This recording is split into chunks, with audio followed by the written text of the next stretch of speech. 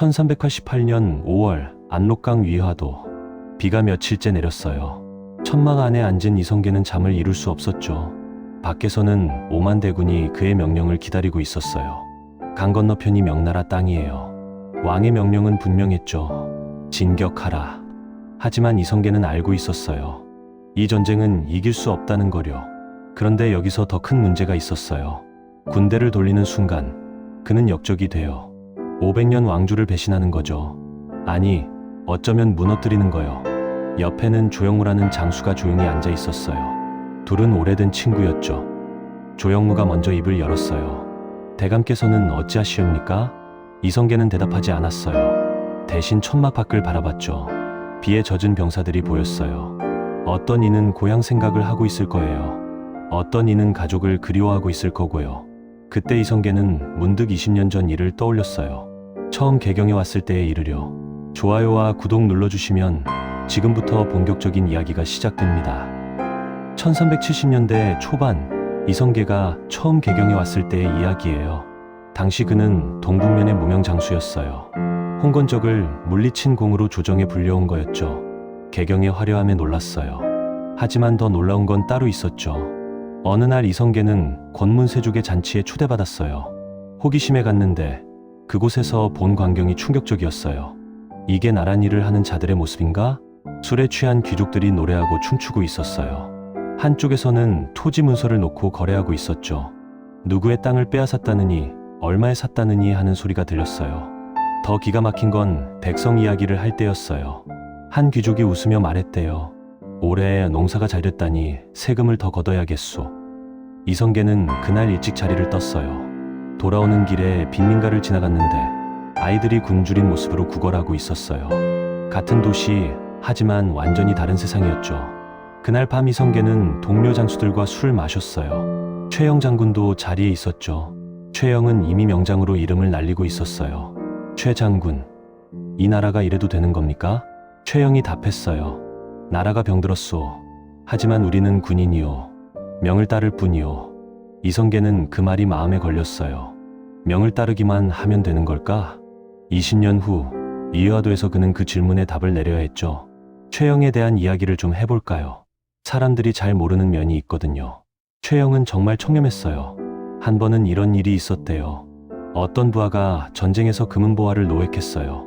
관례대로라면 상급자인 최영이 큰 몫을 가져갈 수 있었죠. 하지만 최영은 거절했어요. 이건 나라의 재산이요. 국고에 납부하시오. 부하가 놀라서 물었어요. 조금은 가지셔도 되지 않습니까? 최영이 웃으며 대답했어요. 내가 이걸 가지면 자네들도 가지고 싶어질 거요. 그럼 병사들은 뭘 가지겠소? 군대가 도적대가 되는 거요. 이런 사람이었어요. 원칙주의자였죠. 그래서 백성들의 존경을 받았어요. 하지만 그게 독이 됐어요. 원칙만 고집하다가 시대를 놓쳤거든요. 재미있는 건 최영과 이성계의 관계예요. 둘은 동료였지만 전혀 다른 스타일이었어요. 최영은 법과 원칙을 중시했어요. 이성계는 현실과 실리를 봤죠. 최영은 고려에 충성했어요. 이성계는 뭐에 충성했을까요? 나라? 백성? 아니면 자기 자신? 이 두 사람의 갈등이 결국 이화도 회군으로 이어져요. 1380년 가을 황산 전투 이야기로 돌아가 볼게요. 이 전투가 중요한 이유는 이성계를 영웅으로 만들었기 때문이에요. 당시 왜군은 지리산 일대를 쑥대밭으로 만들고 있었어요. 관군이 몇 번 나섰지만 번번이 패했죠. 왜구의 전술이 무서웠거든요. 왜군은 배에서 내리면 세 갈래로 나뉘어 움직였어요. 하나는 관할을 공격하고, 하나는 마을을 약탈하고, 하나는 길목을 지켰죠. 고려군이 한쪽으로 몰려가면 다른 쪽이 자유롭게 움직였어요. 이성계가 도착했을 때 부하 장수들은 걱정스러워했어요. 적이 너무 많습니다. 이만은 될 것 같습니다. 이성계는 웃었어요. 많으면 뭐하나? 다 쓰러뜨리면 되지. 허세 같지만 계산이 있었어요. 그는 이미 왜구의 약점을 파악했거든요. 왜구는 백병전에 강했어요. 칼과 창으로 싸우는 거죠. 하지만 원거리 공격에는 약했어요. 특히 기마, 궁수에게요. 이성계는 부하들에게 명령했어요. 절대 가까이 붙지 마라. 말을 타고 화살을 쏘되 물러나면서 쏴라. 실제 전투는 어땠을까요? 한 부하 장수의 기록이 남아있어요. 대감께서는 마치 춤을 추듯 말을 몰았습니다. 활을 쏠 때마다 적이 쓰러졌고 부하들은 그를 따라 움직였습니다. 처음엔 적이 비웃었습니다. 하지만 해가 중천에 이르자 그들은 공포에 떨었습니다. 결정적 순간은 이성계가 적장을 맞췄을 때였어요. 한 발의 화살로요. 거리는 70보, 약 100m였다고 해요. 그 거리에서 움직이는 표적을 맞춘 거예요. 적장이 쓰러지자 왜군은 혼란에 빠졌어요. 이성계는 기다렸다는 듯이 전군의 돌격을 명령했죠. 이 승리로 이성계는 일약 스타가 됐어요. 개경으로 돌아왔을 때 백성들이 거리에 나와 환호했어요. 왜구를 물리친 장군, 우리의 영웅. 하지만 정작 이성계는 시큰둥했대요. 왜 그랬을까요? 어느 날 밤 이성계는 오래된 친구와 술을 마셨어요. 조금 취하자 친구가 물었어요. 요즘 온 나라가 대감을 칭송하는데 왜 그리 기쁜 표정이 아니시오? 이성계가 한참 만에 답했어요. 왜구를 물리쳤다고? 그들은 다시 올 거요. 우리가 이긴 건 한 무리일 뿐이요. 바다 건너에는 얼마든지 있소. 그럼 문제는 왜구가 아니오. 이 나라가 문제요. 백성이 굶주리고 땅이 제대로 나눠지지 않고 권력을 가진 자들은 사리사욕만 채우고 있으니 왜구가 100번 와도 막을 수 없소. 친구가 조심스럽게 물었어요. 그럼 어찌하시옵니까? 이성계는 대답하지 않았어요. 아마 그때는 몰랐을 거예요. 자신이 무엇을 할지요. 잠깐 시간을 건너뛰어 볼게요. 1392년 4월 선주교에서 벌어진 일로요. 그날 밤은 달이 밝았어요. 정몽주는 이성계의 집을 방문하고 돌아가는 길이었죠. 선주교를 건너는데 그림자들이 나타났어요. 대감, 죄송합니다. 괴한들이 쇠몽둥이를 휘둘렀어요. 정몽주는 피하려 했지만 숫자가 너무 많았어요. 그는 쓰러졌고 피가 다리 위로 흘렀어요. 이 사건을 주도한 건 이방원이었어요. 이성계의 5째 아들이죠. 그런데 이상한 게 있어요. 이성계는 이 일을 몰랐다고 해요. 정말 몰랐을까요? 아니면 모른 척했을까요? 그 사례가 있기 며칠 전 일이에요. 이방원과 정몽주는 한자리에서 만났어요. 이방원은 26살이었어요. 젊고 야심찬 청년이었죠. 정몽주는 50을 넘긴 원로학자였고요. 이방원이 먼저 시를 읊었어요. 이런들 어떠하며 저런들 어떠하리. 함께하자는 제안이었어요. 우리 편이 되면 새 시대의 주역이 될 수 있다고요. 정몽주는 잠시 생각했어요. 거절하면 어떻게 될지 알았죠. 하지만 그는 답했어요. 이 몸이 죽고 죽어 100번 고쳐 죽어. 끝까지 고려를 지키겠다는 거였어요. 이방원은 그 순간 결심했을 거예요. 이 사람은 제거해야겠다고요. 나중에 왕이 된 후 이방원은 선주교를 지나다가 멈췄대요. 피가 묻었던 자리를 한참 바라봤죠. 신하가 물었어요. 전하, 무슨 생각을 하시는 겁니까? 이방원이 답했어요. 저 사람이 나의 제안을 받아들였다면 지금쯤 함께 이 나라를 만들어가고 있었을 텐데. 그럼 후회하시는 겁니까? 후회. 아니, 후회하지 않네. 다만 아까울 뿐이지. 냉정한 사람이었어요. 하지만 그것이 권력자가 되는 길이었죠. 다시 이화도로 돌아왔어요. 1388년 5월의 그날 밤으로요. 이성계는 여전히 천막 안에 앉아 있었어요. 고민은 깊어졌죠. 머릿속으로 여러 시나리오를 그렸을 거예요. 만약 명나라를 치러 간다면 아마 패할 거예요. 명나라는 강했으니까요. 패하면 고려군은 괴멸되고 자신도 죽을 수 있었어요. 만약 군대를 돌린다면 역적이 돼요. 왕과 싸워야 하죠. 이기면 권력을 잡지만 지면 역사에서 반역자로 기록될 거예요. 어느 쪽도 쉽지 않았어요. 그때 한 사람이 천막으로 들어왔어요. 정도전이었죠. 정도전은 특이한 사람이었어요. 무인이 아니라 문인이었거든요. 하지만 이성계의 가장 가까운 참모가 됐죠. 대감, 결정하셨습니까? 이성계가 반문했어요. 자네라면 어찌하겠나? 정도전은 주저없이 답했어요. 돌아가야 합니다. 이 전쟁은 명분도 없고 승산도 없습니다. 하지만 더 중요한 게 있습니다. 뭔가? 기회입니다. 고려는 이미 썩었습니다. 권문세족들이 나라를 망치고 있죠. 대감께서 나서지 않으면 누가 이 나라를 바르겠습니까? 이성계는 씁쓸하게 웃었어요. 자네는 내가 역적이 되길 바라는군. 역적이 아닙니다. 구원자가 되시는 겁니다. 말은 쉽지. 하지만 피를 보게 될 거야. 최 장군과도 싸워야 하고 내 손으로 동료들을 해쳐야 할 수도 있어. 정도전이 조용히 말했어요. 역사는 언제나 그렇습니다. 새로운 것이 오려면 낡은 것이 물러나야 하죠. 피를 흘리지 않고 세상을 바꿀 수 있다면 좋겠지만 현실은 그렇지 않습니다. 다음 날 아침, 이성계는 장수들을 모았어요. 비는 여전히 내리고 있었죠. 오늘 우리는 선택을 해야 하오. 장수들이 긴장했어요. 강을 건너 명나라와 싸우면 우리는 이길 수 없소. 여기서 대기하면 군량이 떨어질 거요. 그럼 남은 선택은 하나뿐이오. 이성계는 잠시 말을 멈췄어요. 그리고 천천히 말했죠. 개경으로 돌아가겠소.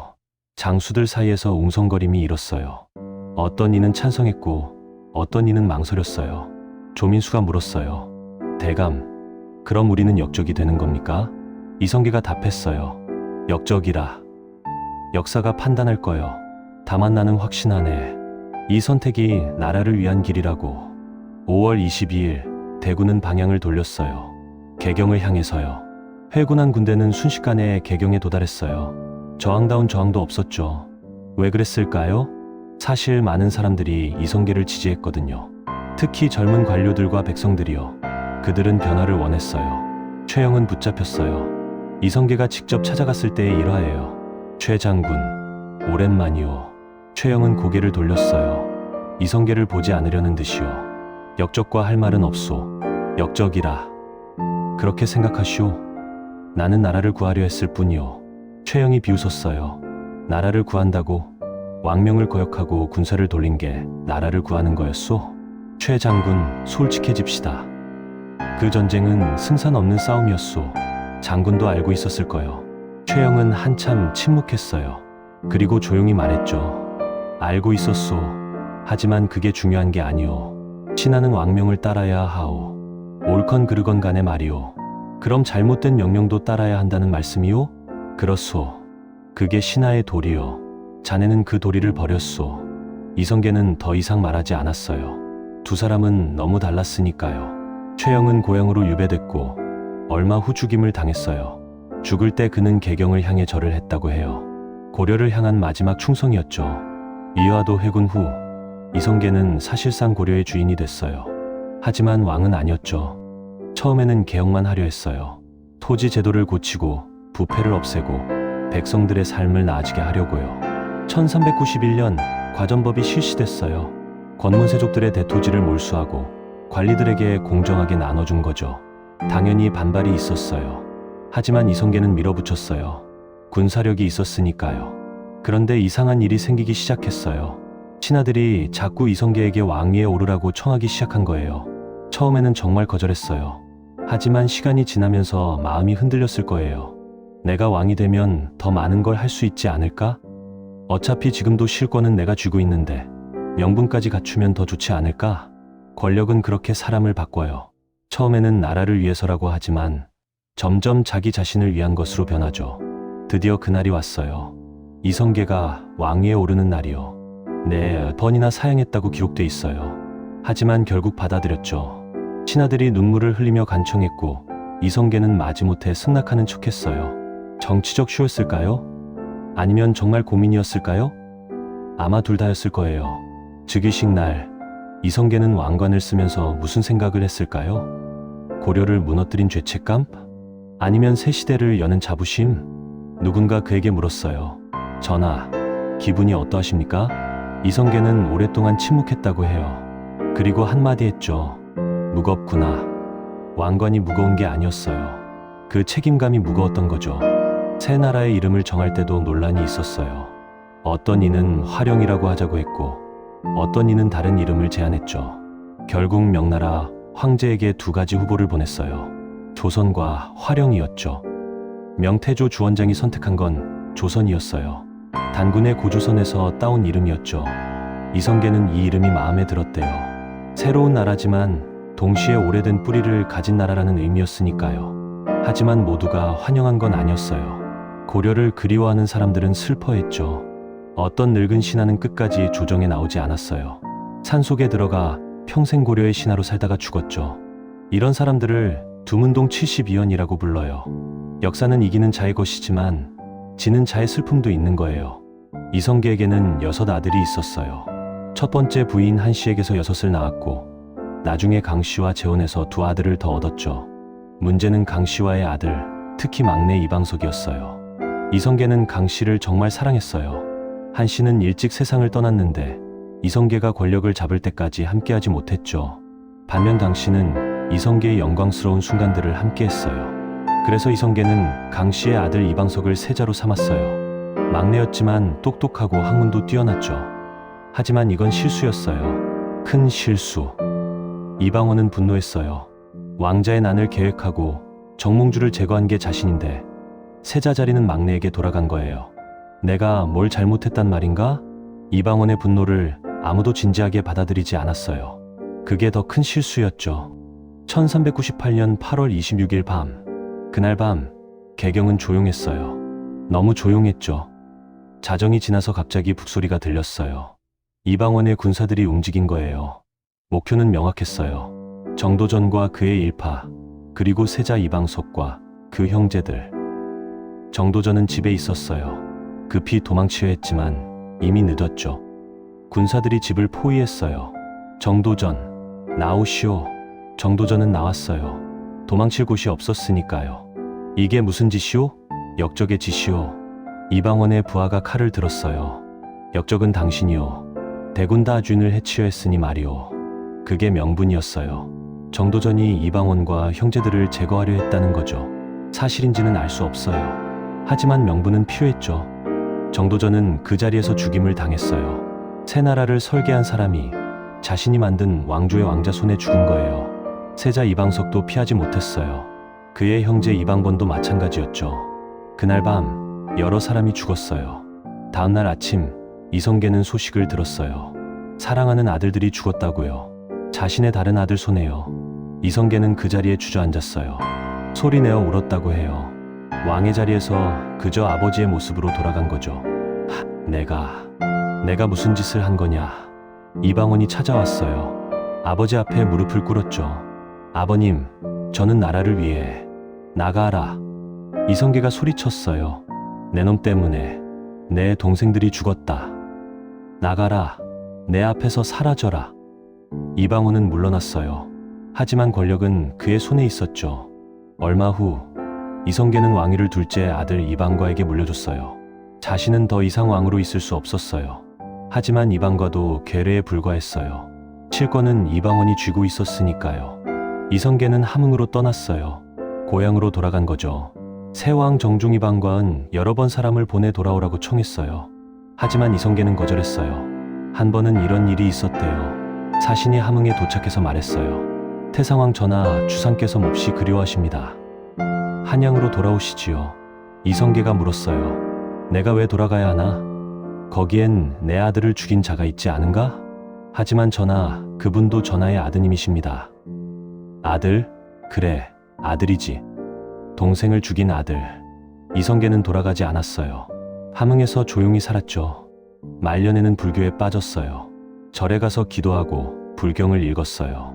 무엇을 위해서였을까요? 죽은 아들들을 위해서, 자신의 죄를 씻기 위해서. 1408년 이성계는 세상을 떠났어요. 74세였죠. 임종 직전 그는 무슨 말을 했을까요? 기록은 남아있지 않아요. 하지만 상상해 볼 수는 있죠. 이게 내가 원했던 나라였던가? 1400년 이방원은 또 한 번 반란을 일으켰어요. 이번엔 형정종을 대상으로요. 정종은 저항하지 않았어요. 그냥 물러났죠. 권력에 대한 욕심이 없었거든요. 이방원이 즉위했어요. 태종이에요. 조선의 세 번째 왕이자 실질적인 조선의 설계자죠. 태종은 냉혹했어요. 방해되는 건 무엇이든 제거했죠. 처가 식구들도 예외가 아니었어요. 왕비의 아버지 민재가 권력을 남용하자 태종은 주저없이 그를 제거했어요. 왕비가 울며 간청했지만 소용없었죠. 나라를 위해서요. 개인적인 감정은 버려야 합니다. 철저한 현실주의자였어요. 그런 그가 만든 조선은 강했어요. 하지만 따뜻하지는 않았죠. 재미있는 일화가 있어요. 태종이 나이 들어서 한 말이에요. 어느 날 신하들이 태종에게 물었어요. 전하께서 가장 후회하시는 일이 무엇입니까? 태종은 한참을 생각하다가 답했어요. 후회는 없소. 다만 밤에 잠이 잘 안 올 때가 있소. 무슨 꿈을 꾸십니까? 꿈은 안 꾸오. 그냥 눈을 감으면 얼굴들이 보이요. 내가 죽인 사람들의 얼굴이. 그래서 어찌하십니까? 일어나서 술을 마시지. 그럼 잊혀지니까. 권력을 얻었지만 평온은 잃었던 거예요. 태종은 1422년 세종에게 왕위를 물려줬어요. 자발적 양이었죠. 이상한 일이었어요. 권력을 그렇게 좋아하던 사람이 스스로 내려놓다니요. 어떤 학자는 이렇게 해석해요. 태종은 지쳤다고요. 더 이상 피를 보고 싶지 않았다고요. 왕위에서 물러난 후 태종은 조용히 살았어요. 하지만 여전히 영향력은 있었죠. 1422년 태종은 아들 세종을 불렀어요. 너는 나처럼 되지 마라. 무슨 말씀이십니까? 나는 왕이 되기 위해 너무 많은 것을 희생했다. 동생들을, 친구들을, 심지어 내 영혼까지도. 너는 다른 길을 가거라. 세종은 아버지의 말을 기억했어요. 그리고 다른 방식으로 조선을 이끌었죠. 피가 아니라 지혜로요. 조선 건국 이야기에는 승자와 패자가 있어요. 이성계는 승자예요. 새 왕조를 세웠으니까요. 하지만 행복했을까요? 아들들을 잃고 친구들을 배신하고 결국 외로이 죽었어요. 이방원도 승자예요. 왕이 됐으니까요. 하지만 그 역시 행복하지 않았어요. 밤마다 죽은 자들의 얼굴을 떠올렸다고 하잖아요. 정도전은 패자예요. 꿈을 이루지 못하고 죽었으니까요. 하지만 그의 이상은 조선에 남았어요. 경국대전, 조선경국전 같은 그의 저작들이 조선의 기초가 됐죠. 최영도 패자예요. 고려를 지키지 못했으니까요. 하지만 사람들은 그를 충신으로 기억해요. 정몽주 역시 패자지만 가장 아름다운 패자예요. 단신가는 지금도 사람들이 외우잖아요. 그럼 진짜 승자는 누구일까요? 어쩌면 백성들이 아닐까요? 조선은 고려보다 나은 나라였으니까요. 완벽하진 않았지만 토지 제도가 좀 더 공정했고 법이 좀 더 잘 지켜졌어요. 그들의 선택을 보며 우리는 배워요. 권력이 무엇인지, 명예가 무엇인지, 그리고 선택이 무엇인지를요. 그리고 잊지 마세요. 역사는 완벽한 사람들의 이야기가 아니라 불완전한 사람들이 최선을 다한 이야기라는 것을요. 그럼 편안한 잠 자시길.